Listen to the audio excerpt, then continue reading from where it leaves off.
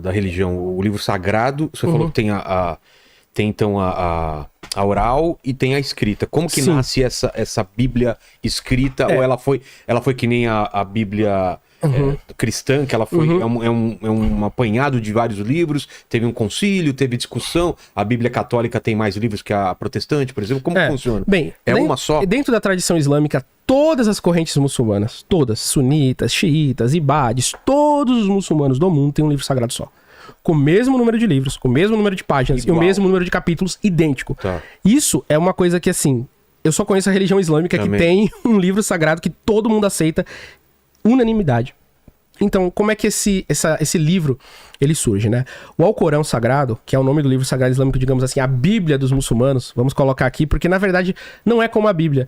É porque assim, a Bíblia, ela se apresenta de uma forma e o Alcorão se apresenta de outra. O que é a Bíblia? A Bíblia é um conjunto de livros, testemunhos históricos de pessoas que viveram com Jesus no Evangelho do Novo Testamento e no Antigo Testamento, a lei mosaica, a criação do mundo. Digamos assim, é como se fosse um conto das histórias. É como se fosse um livro de história, né? Das pessoas que testemunharam aquilo ali.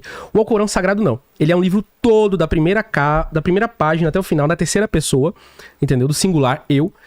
Como se fosse uma grande carta de Deus para a humanidade. Em primeira pessoa ou terceira? Terceira, do singular, eu. Não, primeira pessoa, perdão. Tá. Perdão, tá vendo? Especialidade árabe, não português. Como assim? Perdão. Então, é uma escrita, então... Exato. Pessoal. Exato. Uma experiência pessoal. Exatamente.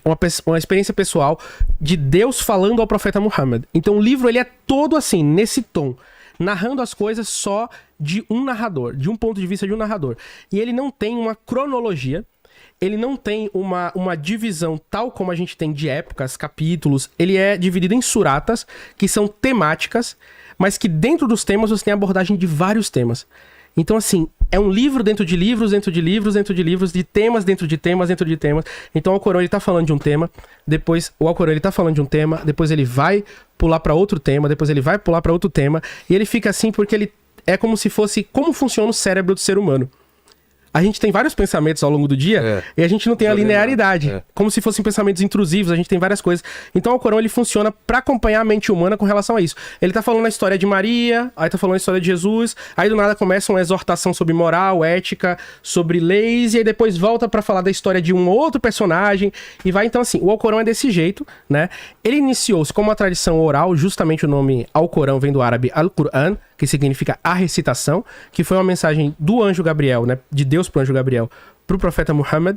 Aquilo ali era recitado pros primeiros muçulmanos e eles anotavam. Então, assim, a gente tem os originais do Alcorão hoje, inclusive, a gente tem o livro inteiro desde a época do século VII, como ele foi escrito, palavra por palavra. Então, como é que essa tradição se preservou? Os muçulmanos memorizavam, os muçulmanos memorizam o Alcorão inteiro de cor, página por página. Isso. Inclusive, tem concursos de memorização do Alcorão. Quem memorizar mais, tem alguns que completam o livro, tem uns que memorizam só uns capítulos, e quem memorizar mais e recitar melhor ganha prêmios. Então, assim, é uma arte, inclusive, e na compilação de livros. Então, o primeiro Alcorão da época do próprio profeta, ele existe até hoje. Tá até na Inglaterra preservado lá, e outros países muçulmanos e não muçulmanos guardam os alcorões mais antigos da história, que são escritos ou em pergaminho, né, naquele couro de cabra antigo, ou depois da tecnologia do papel, no próprio papel que foi adicionado. Então, assim, ele é um livro que ele é preservado. E o que é que tem no Alcorão? No Alcorão tem de tudo. Tem mensagens sobre a vida dos profetas, ética, leis, exemplos, reflexões, tem muita coisa ali dentro. Mas 100% Deus falando. Não é como a gente fala assim, pessoas inspiradas por Deus, como a Bíblia se apresenta. O Alcorão, ele tem uma outra forma de apresentação, entendeu? Eles são livros que se propõem ser coisas diferentes. A Bíblia, ela se propõe ser palavras de pessoas inspiradas por Deus. O Alcorão não, aqui é a carta de Deus. Entendeu? E Deus é Allah. Exato. Allah significa o Deus em árabe. E Maomé não é Cristo. Maomé não é o Filho de Deus ou Deus encarnado. Não é. Ele é um profeta. Ele é um profeta. Um profeta como tantos outros tem no Alcorão Sagrado. Como Moisés, como Abraão, como Noé, como... Enfim, Davi, Salomão. Dentro do Alcorão Sagrado não tem a divinização de homens. Tá. Então o profeta Muhammad, que é conhecido no Ocidente, aqui em português, como Maomé, ele é um dentre os profetas. Ele não é o único profeta, ele não é o profeta do Islã, ele não é Deus, os muçulmanos não adoram Maomé, ele não é o Jesus do Islã, Ele não. Ele é um dos profetas, o último que veio com aquela revelação. Mas Jesus, a Virgem Maria, João Batista, tá tudo dentro do Alcorão Sagrado. São reverenciados como grandes exemplos e grandes profetas. E, no caso de Jesus, né, ele é o único dentre todos por ele ser o Messias, né, dentro da tradição islâmica. Mas entende como filho de Deus, como Deus encarnado? Não. Dentro da tradição islâmica, Jesus é considerado o Messias que cumpre o Messias que os judeus estavam esperando. Né? E que ele vai voltar na sua segunda vinda. Dentro da tradição islâmica também tem a segunda vinda de Cristo. Mas que ele não é a encarnação de Deus em carne. Ele é o verbo de Deus, que é uma criação de Deus. Então, assim, a diferença é que dentro do cristianismo você tem aquela coisa de Deus criou, ele é o pai. Né? Ele é o pai daquilo, o pai dos seres humanos e o pai de Jesus. Dentro da tradição islâmica, não. Deus, ele é o criador. Ele é o criador dos seres humanos e é o criador de Jesus. É uma diferença, digamos assim, terminológica e de natureza daquilo que ele criou. Então, assim, por exemplo, dentro da tradição cristã, você tem a cristologia de que o que Deus cria, ele é o pai daquela criatura. Dentro do Islã, ele é o criador daquela criatura. Então, a adoração dentro do cristianismo, ela pode ser feita a Jesus para alcançar Deus. Dentro do Islã, somente Deus.